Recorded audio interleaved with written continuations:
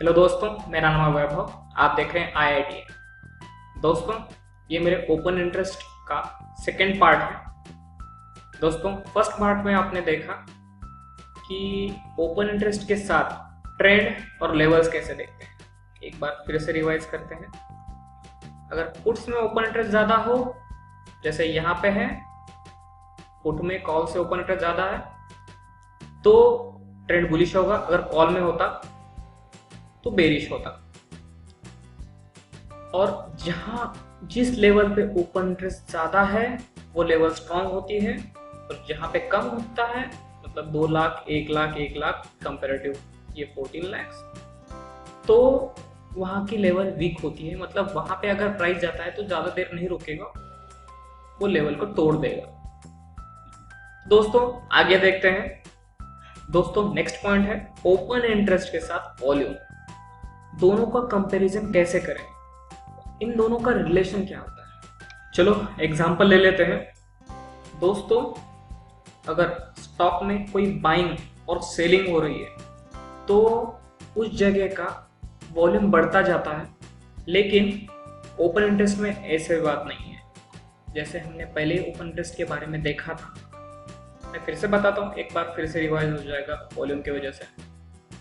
अभी अगर कोई एक कोई भी आदमी आता है, स्टॉक में बाय करता है, तो वॉल्यूम एक आएगा और ओपन इंटरेस्ट भी एक आएगा।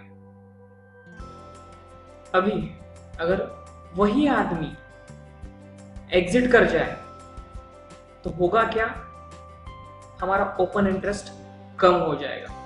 ओके, फिर से कोई नया आदमी आता है, वो बाय करता है, वॉल्यूम एक आएगा और ओपन इंटरेस्ट में भी एक आएगा। कोई नया आदमी आता है, वो बाय करता है, फिर से ओपन इंटरेस्ट भी बढ़ेगा। कोई नया आदमी आता है, वो सेल करता है, वहां पे भी वॉल्यूम बढ़ेगा।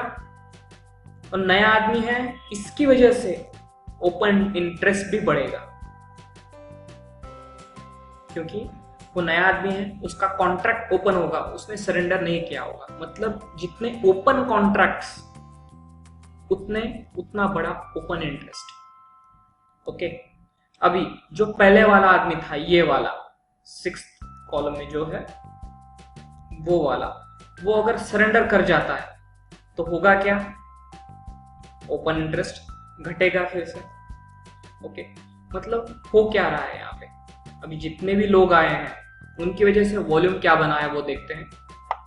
मैं इनका सम बना लेता हूं।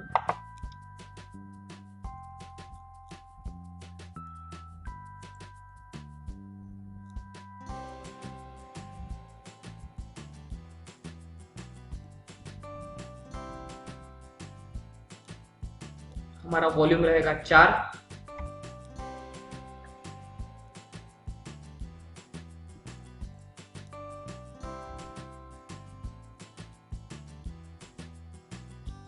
और हमारा ओपन इंटरेस्ट रहेगा 2। तो मतलब आप समझ रहे होंगे कि जितने लोग आएंगे उतना वॉल्यूम बढ़ता जाएगा, वॉल्यूम कम नहीं होगा। लेकिन ओपन इंटरेस्ट में वैसा नहीं, जितने हमारे ओपन कॉन्ट्रैक्ट्स उतना ही हमारा ओपन इंटरेस्ट। ओके, तो इन दोनों का हमें फायदा क्या है कि इन दोनों का जो डेटा मिल रहा है, दोनों के नंबर्स मिल रहे हैं, इन दोनों का यूज हम कैसे करेंगे हमारे रियल टाइम ट्रेड में। तो एक देख लीजिए आप, अगर प्राइस बढ़ रही है और वॉल्यूम भी बढ़ रहा है और ओपन इंटरेस्ट भी बढ़ रहा है, मतलब हो क्या रहा है, प्राइस कब बढ़ती है, लोग जब बाय कर रहे हैं। वॉल्यूम कौन सा बन रहा है, फिर बायर्स का बन रहा है, लोग एग्जिट नहीं हो रहे, नई बाइंग हो रही है, ओपन इंटरेस्ट भी बढ़ेगा, क्योंकि लोग एग्जिट नहीं हो रहे हैं, लोगों की पोजीशन ओपन है। मतलब ये फर्स्ट पॉइंट, जो फर्स्ट पॉइंट आप देख रहे हैं, price rising, volume up, open interest up, तो मार्केट क्या होगा, मार्केट होगा स्ट्रॉन्ग। मतलब ट्रेंड, जो बुलिश ट्रेंड है वो स्ट्रॉन्ग होगा। ट्रेंड राइजिंग है, बुलिश ट्रेंड है, तो मार्केट स्ट्रॉन्ग होगा, ट्रेंड हमारा स्ट्रॉन्ग होगा। नेक्स्ट पॉइंट, प्राइस राइजिंग है, प्राइस बढ़ रही है। सेकंड, वॉल्यूम डाउन है, वॉल्यूम कम है, मतलब बायर जो है राइजिंग है, बायर्स होंगे लेकिन बायर्स कम है। ओपन इंटरेस्ट डाउन है, बायर्स कम है, इसकी वजह से ओपन इंटरेस्ट डाउन है। अगर बायर्स ज्यादा होते थे तो शायद ओपन इंटरेस्ट भी ज्यादा होता था, इसलिए जो हमारा ट्रेंड होगा वो वीक रहेगा, वो मतलब कभी भी टूट सकता है। ऐसे ट्रेंड में हमें पोजीशन नहीं लेनी है।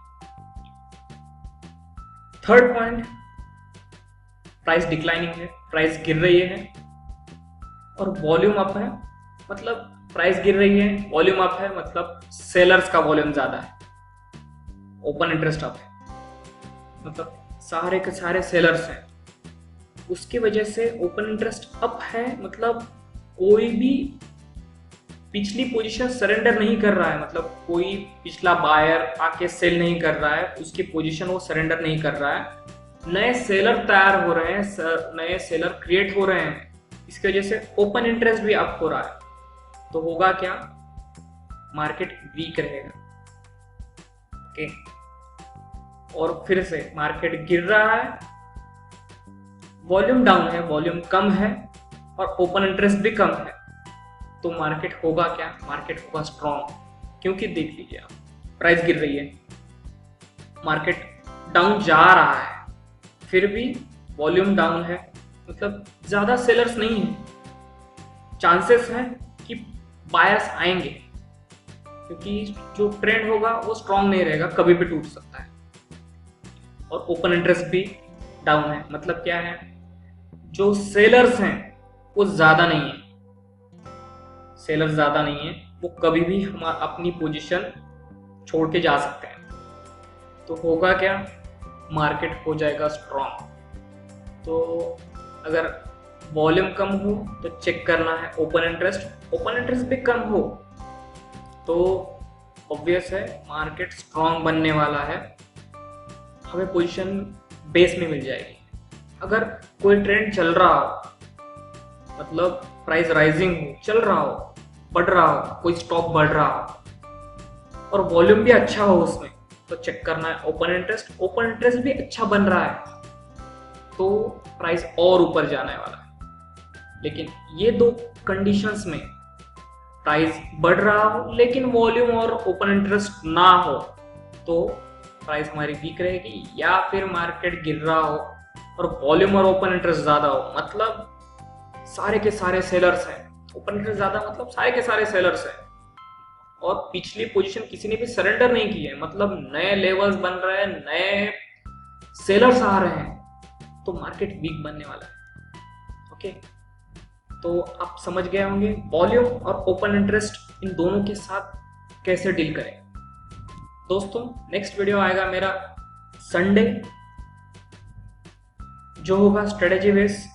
शायद इस वीक में बेसिक ट्यूटोरियल के वीडियोस आ सकते हैं, लेकिन ओपन इंटरेस्ट बेस एक स्ट्रेटेजी है जो मैं पोस्ट करूंगा नेक्स्ट संडे।